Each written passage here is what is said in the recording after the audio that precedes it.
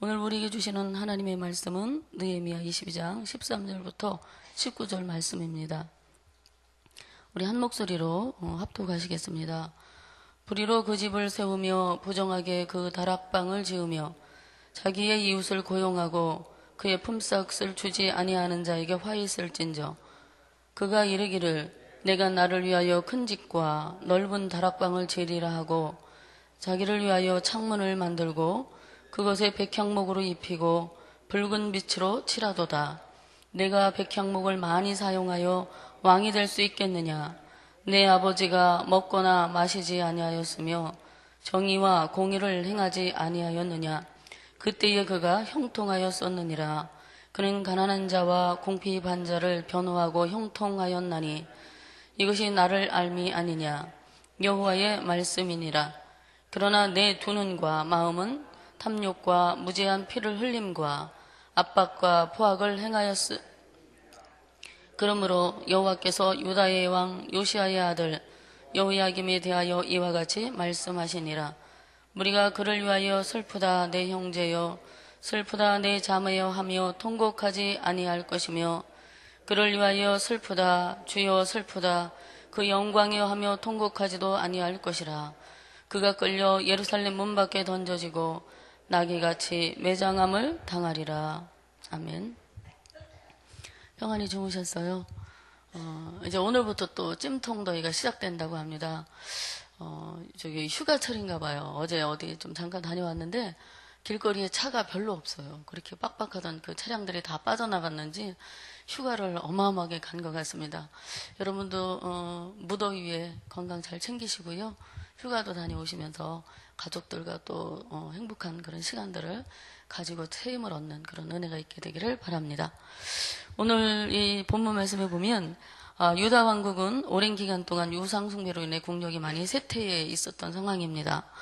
하나님의 예언대로 하나님 보시기에 악을 행하던 여호아하스 왕이 즉위한 지 3개월 만에 그 친애굽파였던 그의 형 여호야김의 정략에 의해서 애굽왕 누구가 예루살렘을 침공하고 그가 이제 왕위에서 폐위가 됩니다.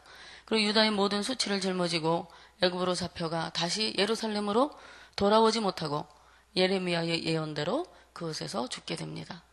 그래서 애굽은 여호아하스 대신 이제 여호야김을 왕으로 세웠습니다. 25세의 왕이 된 여호야김이 예루살렘을 11년간 다스리게 되는데 열왕기하 23장 37절에 쭉 보면 요시야, 여호아스, 여호야김, 여호야긴 그러니까 왕에 대한 그 사적들이 쭉 기록되어 있습니다. 37절에 보니까 그의 조상들이 행한 모든 일을 따라서 여호와 보시기에 악을 행하였더라고 기록하고 있습니다. 그러니까 여호야김도 여호아하스처럼 하나님 마음에 합당하지 않게 죄를 범한 것을 볼 수가 있습니다. 어느 연못에 유난히 덩치가 크고 성질이 고약한 개구리 한 마리가 살고 있었습니다. 연못에 있는 다른 곤충들을 사정없이 잡아먹고 같은 개구리도 막무가내로 물어 뜯어서 상처를 내는 바람에 그는 연못에서 모든 동물들이 피하는 왕따 개구리가 되었습니다. 그러나 그 녀석은 자기에게 힘이 있어서 다른 개구리들이 자기를 피한다고 생각했습니다. 그래서 기세가 날이 갈수록 더욱 등등해져 갔습니다.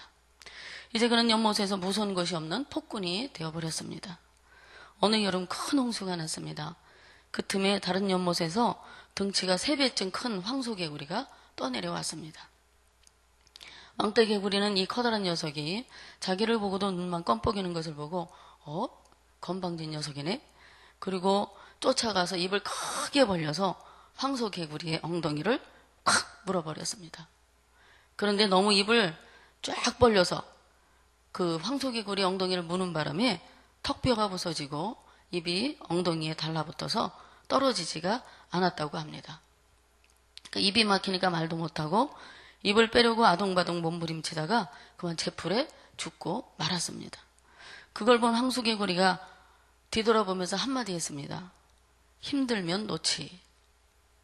오늘 욕심사나게 물고 있는 것은 결국 자기를 망치는 그런 결과를 가져오게 된다라는 그런 교훈입니다. 우리가 이런 예화를 통해서도 어떤 하나님의 그 은혜, 내가 어떻게 살아야 될 것인가를 이제 깨닫게 되는데 오늘 하나님의 주시는 그 예레미야에 기록된 이 예언의 말씀을 통해서 우리는 그저 하나님의 말씀을 그 시대의 그 상황으로 보는 것이 아니라 오늘 우리 시대에 우리에게 주시는 하나님의 교훈으로 잘 볼 수 있는 지혜로움이 있어야 될 줄로 믿습니다. 여기 13절과 14절의 말씀해 보니까 여호야김은 부왕이었던 요시야가 폐했던 우상 숭배를 다시 시작했습니다. 백성들을 강제로 동원하여 화려한 왕궁을 또 건축합니다. 그런 것들을 통해 왕의 위엄, 그러니까 자기의 어떤 힘을 과시하려고 했던 것 같습니다. 그래서 불의로 자기를 위하여 크게 넓은 집을 지었다고 말합니다. 그리고 불의로 그리고 부정한 방법으로 2층에 건물을 올려서 다락방을 갖추었습니다. 그런데 그 집을 지은 일꾼들에게 또 더 큰 문제는 품삯을 주지 않았다라는 것입니다. 자신을 위해 집을 지으면서 그 일꾼들의 삭슬 떼어먹고 나라를 다스리면서 백성들의 무지한 피를 흘리고 압박과 강포를 행했습니다. 강포라는 말은 짓이겨서 부순다라는 말입니다. 연약한 자들이 그리고 힘이 없는 자들을 쥐어짠 거예요. 그들의 인격과 그들의 삶을 부순 것입니다. 그러니까 왕이라는 그 어떤 자기의 권세를 가지고 자기가 보호해주고 인도해주고 그리고 사랑해줘야 될 그 백성을 그들을 자기의 힘으로 모든 것을 불이하게 취하게 되는 것입니다. 물질도 마찬가지고 그들의 하루 품삯인 그 노동의 대가를 떼어먹은 것입니다. 애굽에 왜 왕이 되었으니까 이제 아마도 애굽의 눈치를 봐야 하는 입장이었을 것입니다. 그래서 그들에게 이제 세금도 내야 되고 하니까 국민들에게 더 무거운 세금을 물려서 어떻게 하든지 돈을 뜯어내서 그렇게 애굽으로 상납해야 되는 그런 입장이었을 것입니다. 더 나아가 자신을 위해서 화려한 왕궁 공사를 하면서 무리하게 백성들의 노동력을 착취하는 그런 죄를 범하고 있습니다. 대가를 지불하지 않은 불의와 불공평으로 지은 왕궁들은 자신의 개인적인 어떤 욕심을 채우려는 데서 나온 그런 욕심의 산물이 아닌가 그렇게 생각해 볼 수가 있습니다. 여호야김은 자신을 위해 큰 집과 넓은 다락방을 지으면서 또 자신을 위해 창문을 또 만듭니다. 그 창문을 최고급 백향목으로 입히고 붉은 칠을 했습니다. 자신을 위한 궁정을 더 좋은 재료로 더 크고 화려하게 짓는데 혈안이 되어 있으면서도 백성들에게는 하루 벌어 하루 먹는 그런 품삯을 주지 않았던 여호야김, 권력을 이용해 노동력을 착취하고 학대한 그에게 예레미야를 통해서 주님께서 이렇게 말씀하십니다. 내가 남보다 백향목을 더 많이 쓴다고 집 짓기를 경쟁한다고 해서 내가 더 좋은 왕이 될 수 있겠느냐. 하나님께서는 여호야김의 이 악한 행위를 두드러지게 하기 위해서 15절에 그의 아버지 요시야와 비교해서 말씀하십니다. 그의 아버지는 우리가 다 알고 있다시피 선정을 베풀었던 왕입니다. 개혁 정책을 펼쳤고 우상을 없애고 율법을 다시 회복시켰습니다. 그리고 소외계층의 그 백성들의 목소리에 귀를 기울일 줄 아는 그런 좋은 정치를 폈던 왕입니다. 열왕기하 23장 25절에 보면 요시야와 같이 마음을 다하며 뜻을 다하며 힘을 다하며 모세의 모든 율법을 따라 여호와께로 돌이킨 왕을 요시야 전에도 없었고 후에도 없었다. 이렇게 말씀하고 있습니다. 그러니까 요시야와 같은 왕이 없었다라는 거예요. 힘을 다하고 마음을 다하고 뜻을 다하여 여호와께로 우상 숭배하던 그런 모든 것들을 다 깨부시고 하나님께로 돌아오기를 애썼던 왕은 그전에도 후에도 없었다고 성경은 증언하고 있습니다. 그런 아버지 밑에서 자란 아들인데 참 너무나 다른 것을 볼 수가 있습니다. 그의 아버지 요시야의 그 하나님은 여호야김에게 주님을 아는 것이 무엇인가, 그런 그 아버지 요시야와 이렇게 그 아들의 삶을 비교해 주시면서 하나님은 여호야김에게 하나님을 아는 것이 무엇인가를 의미하는 것이 어떤 것인가를 말씀하고 있습니다. 내 아버지는 먹거나 마시지 아니했다. 정의와 공의를 행하였으므로 내 아버지가 형통하였었느니라. 무슨 말씀일까요? 여호야김의 아버지인 요시야 왕은 자기를 위해 먹고 마시는 일에 마음을 두지 않았다는 것입니다. 다른 이들의 것을 불의로 취하여 자신을 위해 먹고 마시지 않았고 공평과 의리를 행했기 때문에 매사가 순조롭고 평탄한 삶을 살도록 하나님께서 그를 복 주셨다라는 말씀이죠. 그가 왕의 권력을 남용하지 않았습니다. 그렇게 왕의 권력을 남용하지 아니하고 하나님의 뜻대로 살기 위해 몸부림쳤던, 그렇게 행했던 이유가 무엇일까? 그것은 바로 하나님의 살아계심을 그가 믿었기 때문이라는 것입니다. 하나님이 누구신가? 그분을 분명히 알았다는 것이죠. 대부분 아들을 아버지를 닮잖아요. 그리고 딸들은 또 어머니를 닮는다고 합니다. 그러나 불행히도 여호야김은 그의 아버지 요시야를 닮지 않았습니다. 성경에는 엘리 제사장도 그렇고 사무엘의 두 아들들도 그랬습니다. 아버지들은 그렇게 영적인 거룩한 그런 제사장으로 하나님 앞에 그리고 백성들 앞에서 인정을 받았는데, 그의 아들들은 정반대로 악을 행하며 하나님의 진노를 사게 된 것을 우리는 볼 수 있습니다. 그래서 가정교육은 참으로 중요하다는 것을 우리는 그들의 삶을 통해서 교훈을 받습니다. 하나님이 그에게 말씀하시기를 내 두 눈과 마음은 탐욕과 무지한 피를 흘렸다. 백성을 압박했고 포악을 행하는 일만 할 뿐이다라고 무섭게 책망하십니다. 우리 모두가 하나님을 아는 것은 참으로 중요합니다. 우리가 하나님을 바로 알 때에 선을 행할 수 있기 때문입니다. 하나님을 모르니까 사람들이, 외국인 노동자들이 그렇게 부려먹고 임금을 떼어먹습니다. 그들을 구박하고 무시하고 경멸합니다. 그래서 그들이 손가락이 잘리고 그리고 큰 부상을 당해도 제대로 보상을 해주지 않고 억울한 심정을 토로하는 것을 우리는 TV에서 많이 보았지 않습니까? 그렇기 때문에 언어가 다른 그 외국인들, 이방인들에게 하나님께서는 잘해주라고 말씀하시는 겁니다. 그래서 우리가 하나님을 바로 알게 되면 우리는 하나님 앞에서 사는 삶이 가능하게 되는 것입니다. 하나님이 지켜본다는 사실, 그분이 선악간에 심판하신다는 사실들을 분명하게 우리가 확신한다면 감히 어느 누가 자기 자신만을 위해 함부로 행하겠습니까? 죽음을 무릅쓰고 죽을 것을 알면서 불의를 행하며 살 수 있겠습니까? 하나님을 아는 자는 불법을 행할 수 없습니다. 역으로 불법을 행한다는 것은 뭐예요? 하나님을 모른다라는 말이 될 수가 있습니다.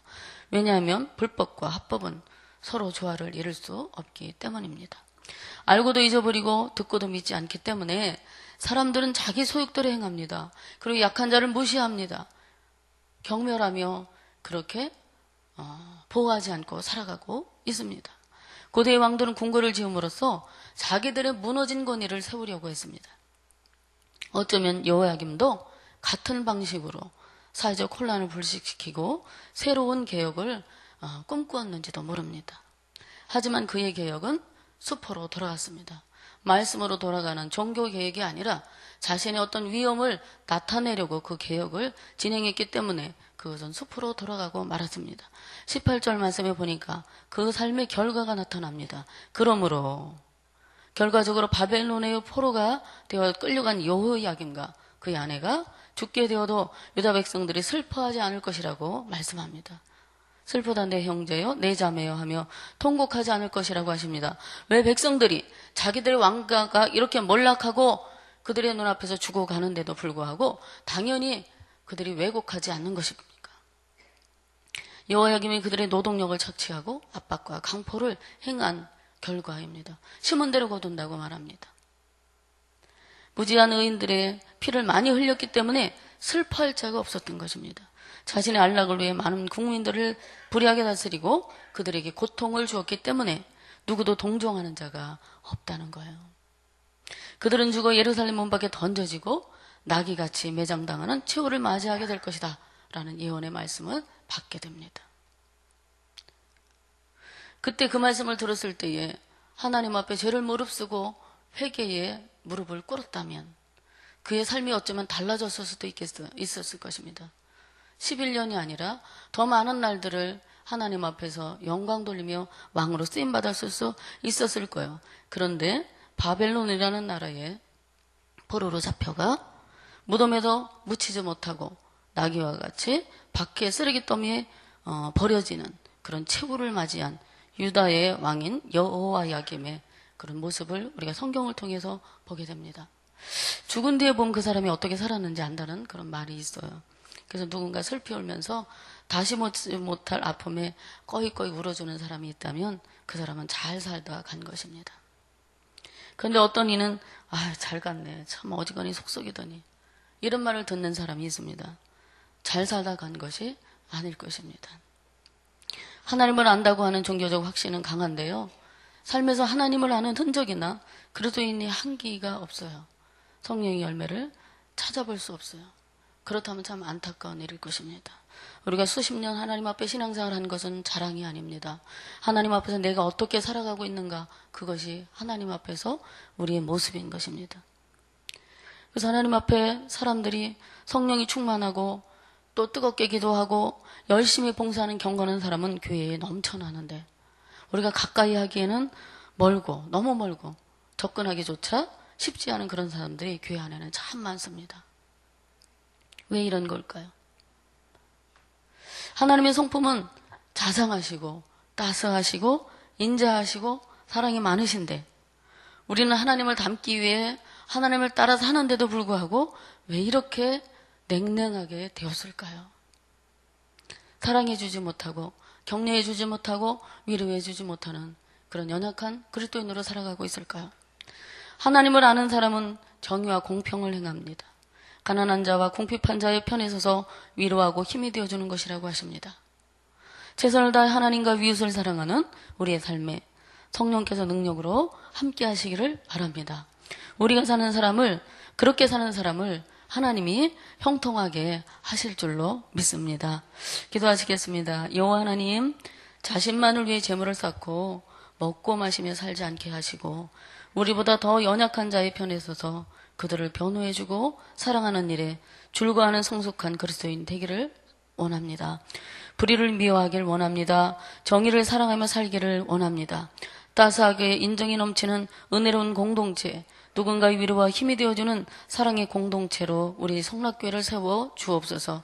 오늘도 우리 교회를 사랑하시는 주 하나님, 지영원 담임 목사님의 영혼육을 강건하게 하시고 사역과 가정에 큰 복을 내려 주옵소서. 무더운 여름에 성도들의 건강도 지켜주시고 자녀들과 생업에 복을 더해 주옵소서. 오늘도 질병으로 고통당하는 성도들을 찾아가 안수해 주시고 신유의 은총을 베풀어 주시옵소서. 주 하나님의 기쁨이 되는 하루가 되기를 간절히 소망하오며 예수님의 이름으로 기도 올리옵나이다. 아멘. 우리 오늘 공동기도문은 말씀 삼운동 온세계 선교입니다. 성경의 중심 가르침, 말씀 삼운동 온세계 선교의 비전은 주님이 말씀 삼 공동체의 성락 성결교회에 주신 명령임을 믿습니다.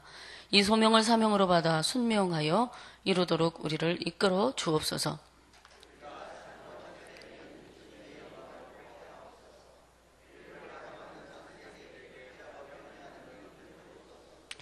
문제를 통찰하는 지혜와 한계를 넘어서는 용기를 주시며 하나님 나라를 위해 헌신하는 사람들을 보내주시어 거룩한 영적 부흥을 함께 누리고 나누게 하옵소서.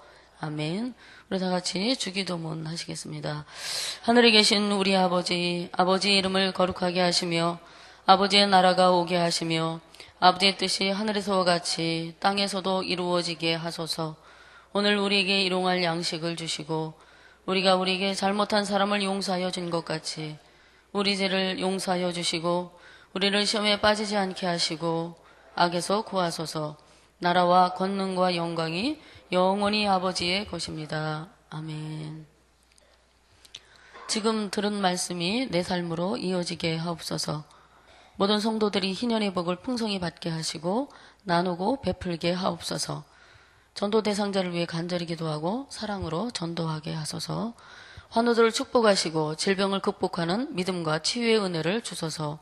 말씀과 기도로 거룩한 습관을 갖게 하시고 말씀에 순종하는 하루 되게 하소서. 우리 교회의 비전인 말씀 삼운동 온세계 선교를 통해서 한국교회의 아름다운 모델이 되게 해달라고 하나님 앞에 다 함께 합심하여 기도하신 후에 각자 기도하시고 자유롭게 돌아가시기를 바랍니다. 기도하시겠습니다. 은혜가 많으신 아버지 하나님 감사합니다. 오늘도 그리스도 예수 안에서 믿음으로 예배하며 말씀을 통하여 우리의 교훈을 얻습니다. 불의한 방법, 부정한 것, 공평하지 아니하고 그런 것들을 하나님께서 책망하시고 그것은 하나님이 하는 삶이 아니라고 말씀하시니 우리가 깨달음을 얻습니다. 하나님 아버지 정의롭고 공평하게 행하며 가난하고 너희들 눌린 자들을 위로해주고 그들의 여기 아버지 부정한 방법으로 세상에서 살아가는 그런 것이 아니라 하나님을 아는 것,